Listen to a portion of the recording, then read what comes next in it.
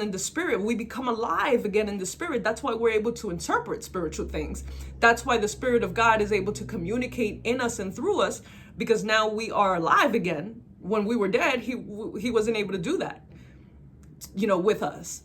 But it is this new birth. It is this breath of life that Jesus gives us that allows us to be able to receive in the spirit. And so that is the spiritual nature of salvation, but there is absolutely a physical nature to salvation.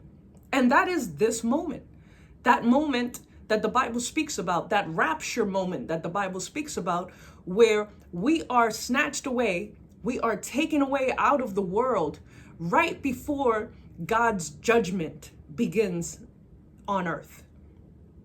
The Bible says that the end times will be like the days of Noah, right? And if you think about the days of Noah, Noah had insight about what was coming.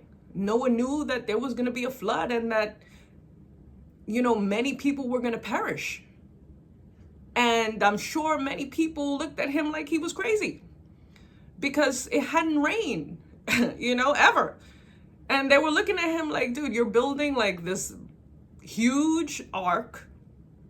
You're preparing for this moment in time that we have never seen before.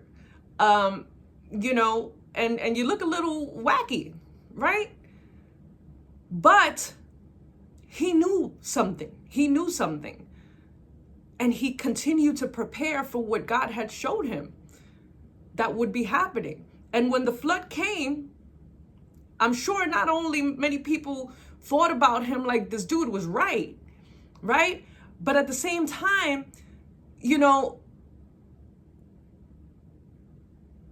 was that moment.